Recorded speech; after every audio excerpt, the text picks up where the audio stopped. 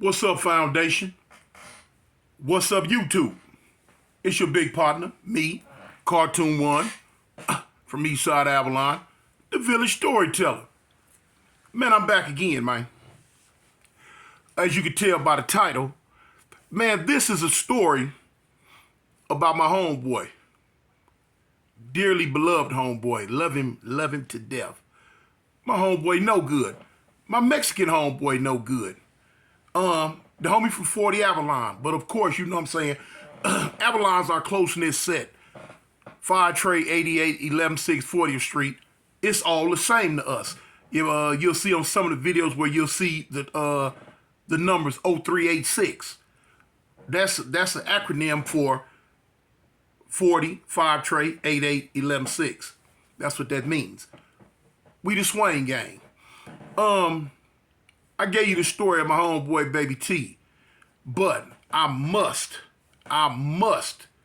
give you the story of my homeboy No Good. Reason why I speak on No Good, when it come to Avalon, Crip, and Maine, a person is hard pressed to have put in more or as much work for the set as I have. Not to toot my own horn, not to pat myself on the back. I call a ball, strike a strike. And the reason was because I know what I've done for the set. The homies my age group and little under or whatever, they know. For my young homies who really weren't around with me, they know of the legend of cartoon. You know what I'm saying? Because let me show you something. When you were prolific in what you were about, you don't have to talk about you. You know why? Because others will talk about you. If ain't nobody talking about you, if your homies let your name die, when you go away in prison or move away and you've been gone for 10, 20, 30, 40 years or whatever, if ain't nobody talking about you no more, it's because you wasn't worth talking about when you was there. It's because you didn't do anything to keep your name ringing. And that wasn't me, y'all. That wasn't me. I didn't fit in the out of sight, out of mind category. I was out of sight for many moons. But my name rung like Taco Bell, you know? For real. But now that's just how things go. And the reason why I said it because I did a lot of stuff for Avalon. A lot of people ask me from some of my videos, well, Toon, why you don't speak on this or why you don't speak on that? Or it might be, what happened after this story, that story? Everything can't be spoke on these YouTube streets, man. Y'all should know that. Everything cannot be spoke on these YouTube streets. So therefore, you know, it's a lot of stuff.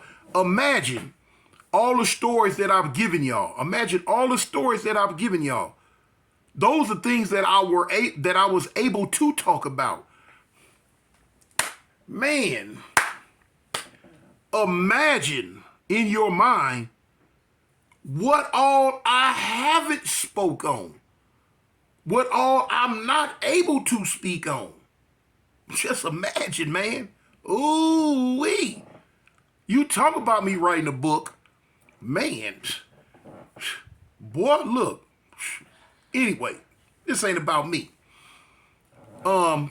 This is about me acknowledging one of my homeboys I know for a fact put in that work. Just like me. Just like me. Man, look. My homeboy No Good, man. East side 40th Street, Avalon Gangsta Crip. He was a rider of the first order. Rider of the first order. The homie was born in Mexico. And he had been living in Los Angeles since, I think, if I can remember, the age of 3 or 4. He been over here since the age of 3 or 4. I'm talking about right with us. You know what I'm saying? Right, raised right there in the turf. In the set. Came up doing what we do. Saying what we say. Going how we go. And with the whole thing. You know what I'm saying? Now, the homie had brothers. He did have brothers. Now, his brothers were from West Side Premeta Flats. No Good could have easily went that direction, but he chose not to. No Good chose to go the direction with us. You know what I'm saying? Back from the time when No Good first, when they moved into the set, you know, it, like I say, predominantly black. So when he would come outside in that, you know, an age group that was it, when he would come outside, he ran with the homies. He ran with all the kids in the neighborhood that were around there. And those were the homies from 40th Street. And so he came up pushing that, you know what I'm saying? Which was fine and dandy. No Good was a different type individual, y'all. Was a no-nonsense individual. He liked to have fun. But now he would laugh, joke, and play. But he was serious, man. Look, when I tell you he was serious about his cripping, man, No Good was serious about his cripping, y'all. Didn't play with it. He was one of the ones, if you did not get along with Avalon, you was going to have to see him. He was cut from the same mold cloth as me on that aspect. If you was beefing with us, sooner or later, No Good was going to pay you a visit. He was going to pay you a visit. And when he was a young kid, you know what I'm saying? When I would see the homie, come here, cuz, you know what I'm saying? You know, 13, 14, 15, man, what's up, homie? Come here, cuz. You know what I'm saying? He kept a bucket. He kept a little G-Rod, something to get around in. Whether it was raggedy or not, he kept him something, man. And a lot of times, man, you know what I'm saying, I see the homie driving down Avalon, and I don't even know if he was old enough to drive. I flag the homie down, cuz, come here. And he pull over, I jump in, I'm like, man, drop me off here, drop me off over there, you know what I'm saying? And the homie would take me and drop me off certain places. Man, I remember one time, I had a little female, man, stayed right there on 61st and Avalon, named Candy. And she stayed in them apartments. And I would go over there, man, and I'd kick it with her and all that. And I would call the homie, cuz, come pick me up. He come pick me up, boom. I remember we going back to the set one day. And he had I think he had a 63 station wagon. Little low rider station wagon. It was white. And we coming down Avalon. And at the time, he couldn't have been no more than about 15. And man, we go to Bussa Right. As soon as we hit 51st, we go to Bussa Right going towards Central. The homie turned, but he turned the steering wheel, but the steering wheel didn't want to turn the car. It turned a little bit. Bam! Dead into a pole we went.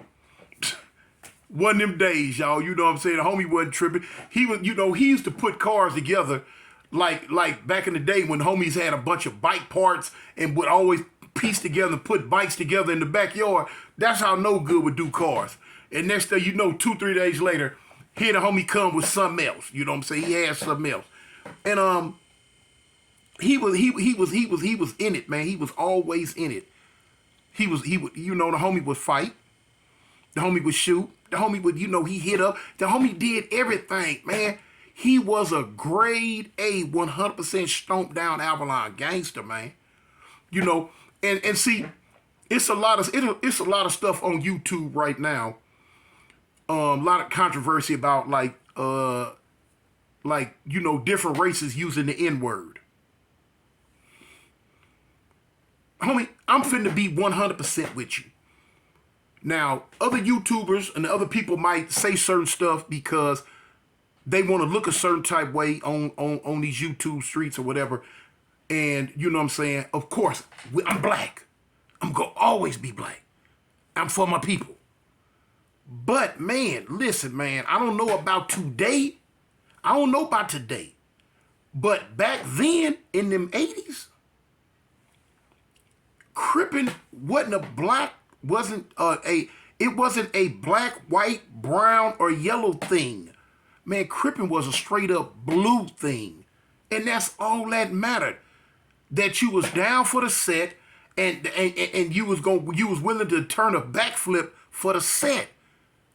You know, man, back then we didn't look at what you were. It didn't matter. You feel what I'm saying? So now, quite naturally, if you come up, whether you Hispanic, white, Asian, no matter what you were, If you raise right here and you come up from yay tall to yay tall, of course you're gonna pick up the lingo and the dialect. And so like the homie, you know what I'm saying? Didn't nobody look at it as nothing. The homies, as far as the N-word go, I don't use it. You know what I'm saying? That's a personal preference for me. I don't use it. But the homie used it all day, every day. Nobody looked at it as like, what? It was natural. It was second nature to us. You know what I'm saying? That was the homie. We didn't look at him as being the little Mexican kid that used the N-word. No. We looked at him as, because that's the homeboy. And we out here kicking it. He talk like us, walk like us, look like us, do like us. You know what I'm saying? Whatever. And that's real. But now, you do have controversy on YouTube, you know what I'm saying, about other races saying this and that. But for real, didn't nobody trip like that back then, It was what it was, is what it is, whatever. You know what I'm saying? So anyway, I somewhat do have mixed feelings, just to keep it 100. If a person gonna keep it 100, I got mixed feelings about that. You know what I'm saying? I really do. Because right to this day, if you from South Central LA, whatever set you from, Crip or Blood, you got Mexican homeboys from your set. I don't believe it's a Crip or Blood set in LA right today that don't have Mexicans from they set now. Just because of the demographics of LA, just because of the way LA is shaped and molded now. You feel what I'm saying? And ain't nobody on them streets when you pull up and all y'all out there kicking it, when you go to your set day, when you go to your functions or whatever, everybody kicking and talking. Ain't nobody singling out if one of the little Mexican homies is using the N-word. Don't nobody really trip on that, man, in them streets. And that's just keeping it real. Whether it make me look bad, I'm just telling you the truth. That's real. I don't care what nobody say. They can't dispute that. Ain't nobody tripping that in them streets. But now, hey, what's going on in YouTube is something that's going on in YouTube. But anyway, back to my homeboy, man. Man, the homie was a rider of the first order. And been everywhere. Man, been to the pen several times in California. Been to the Crip module. Been all through the county jail. Been to juvenile hall. The whole hookup. In there. No smut. None, never. There's not one person that ever ran across the homie No Good that had something bad to say about the homie. It was always good because he always did his due diligence to make sure his name stayed good. And so, man, I know for a fact how much of a rider the homie is because I have been in several engagements with the enemigos with the homie. You know what I'm saying? Well, we done did what we supposed to do for the set. He became after I lost Crazy Ray, y'all. You could say that No Good became my next little sidekick, man. My road dog. You feel what I'm saying? Because he had the heart to be around me. He had the heart to swing, bang, hang with me. Hold on. Turn his light on. Turn the fan on me. Oh. But anyway. Yeah. And the homie was there, y'all. We have been through many ups and downs together, man. Many ups and downs together. Now, a lot of people would say, well, what would happen with when he went to prison? Of course, back during that time when homie would go to prison or whatever, Mexican come in, he a Crip or Blood, a riot. The same way, black come in from Mexican gang, a riot. The homie got around that. Now, I'm gonna call it what it is. He got around that by saying that he was half black.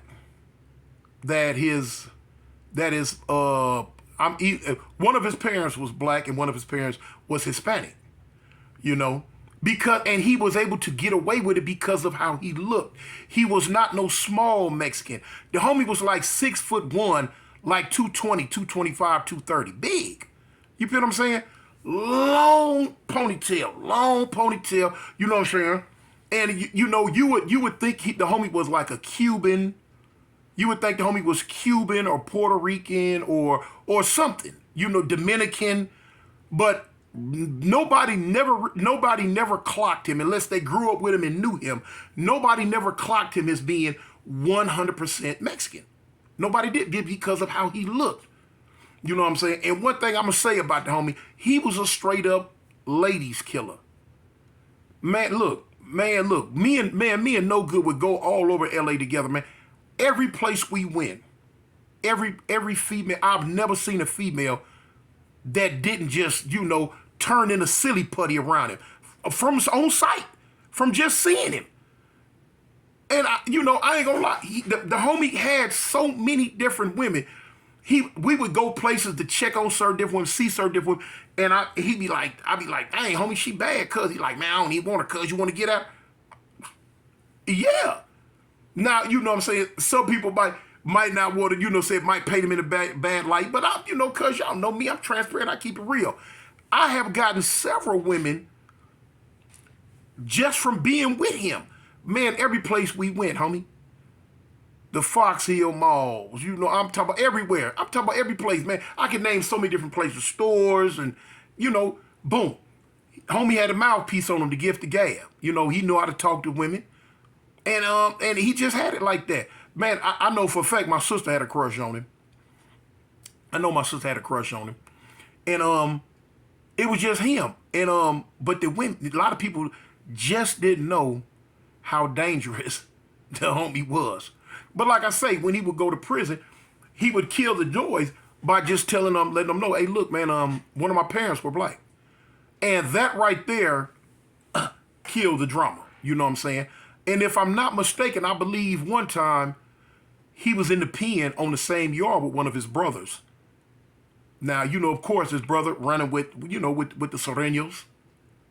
And they went the whole time. They from my understanding, if I got this wrong, No Good, just call me, let me know, and I can straighten it out. But I believe we talked about, I believe the story went that y'all, they acknowledged each other, but as far as just all the way interacting, they didn't do that because they didn't want the drama. They wanted to keep the drama down. Of course, you know what I'm saying? No Good, his brother loved him. You know what I'm saying? His brother loved him. So he didn't want to see his brother go through no ups and downs, no type strife, no type drama, and rides and all that. So, they would acknowledge each other and just, keep it swinging. Just keep it swinging. But, that was the type of things to go to. I know the homie had several different, I don't know how many different baby mamas the homie had. You know what I'm saying? But, it's a lot of, man, look, it's something, like I say, some things I can speak on. I can give you the superficial version of the homie, but as far as getting into deep down, you know what I'm saying, specifics with the homie's activities on the street, I can't do that. I can't do that. But needless to say, if there was anybody that I can actually say in my mind I know of who put just as much work in for the set or more than me, it would be him. It would be him. It would be him. We did, man, look, man, I'm holding back. Man, I'm holding back. I want to talk so bad. Me and him did some things together. We did some things together. Just a piece. At the height, I'm going to just say this. At the height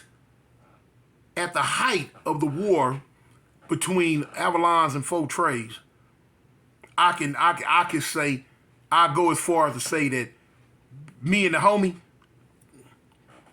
man, listen, broke the pain. Me and the homie broke the pain. We did that. I'll go as far to say that. Yeah, we did that. But anyway, and he was just a rider, man. He was just down. Man, the homie, now I ain't gonna even lie. Now the homie like that Sherm. You know what I'm saying? Back in the day, the homie would get a hold of that Sherm every now and then. And we used to have to like get him and sit him in the car for a little bit. Go on, sit down, cuz, cool off for a second. You know what I'm saying? But he was just a rider, man. He was just a rider. He stood for the set every day, every step of the way. Didn't budge, didn't give an inch. He was about that Avalon life every step of the way. He was my crime partner on my last case out here in Alabama. He was my crime partner, yeah. I did 23 and he did 20. I did 23 years and the homie did 20 years. And we was together. We was together the whole time, man. I love him. I love him. I love him. I know he wished that he could make it back over here to the United States, man.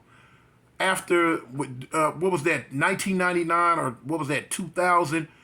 After 9/11, when they passed the Homeland Security stuff, and they start really tripping on people that can be here and can't be here. When it was time for the homie to get out and go home, they deported him. They deported the homie and sent him back to Mexico. And they told him if he ever came back to the United States, that they would give him life in prison. That was a hard blow, man. That was a hard blow to him, and it was a hard blow to Avalon because we was losing one of our top-notch soldiers. And, you know what I'm saying, went through the process of saying, well, you know, okay, you know, even though, like I say, he had been to prison several times in Cali, the Homeland Security, that 9/11 stuff hadn't happened yet. After 9/11, everything changed. Even though the homie had, you know, he had several kids by women over here. The government, the state, the nation, or whoever, the powers that be, they blew past that. They superseded all of that and said it didn't make a difference. He had to go. The homie have a tattoo on it, man, right here, that say the sum of all fears, you know, and he lived up to it. He lived up to it, man. I miss him. I miss him. Man, the homie used to come to the house, man, 7 o'clock in the morning, banging on the door. Boom, boom, boom. Man, I get up, man. I don't know what's going on. I'm grabbing heats, running to the door. It's him. Cuz, let me up in here, man. I'm like, man, what's up? I let the homie in. 2 of his favorite movies was Heat and Casino. He kept these tapes with him wherever he went. Heat and Casino. I'll be like, cuz, look, man, go ahead and play your tapes, whatever, man. I'm going back to bed, homie. When I wake up, you know what I'm saying, I get dressed, we'll skirt out. All right, cuz. You know what I'm saying? Yeah, I just leave him to run of the house. I'm going to the back bedroom with my girl. I'm going back to sleep. Whatever he doing, that's what he do. You know what I'm saying? I love him, trust him. He good to go.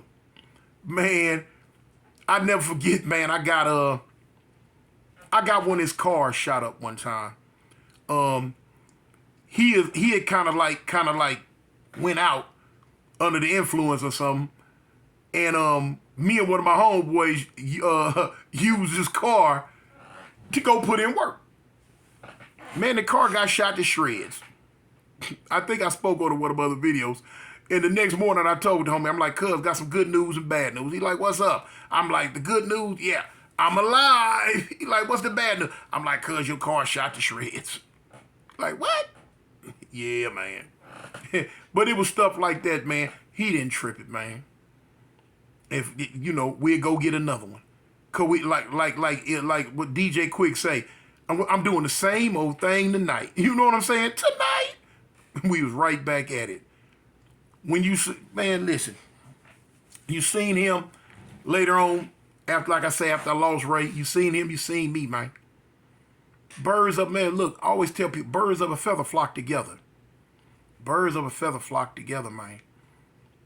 And me and him together, man, people seen a bad day. But, man, that's the quick story of my homeboy No Good, man. It's a quick story of my homeboy Mr.NO.GOOD from East Side 40th Street, Avalon Gangsta Crip, the Ozone. Shout out to you, homie. I miss you. I love you. Anything you need from me, homie, just get at me. I got you. A's up, homie. AA. Peace.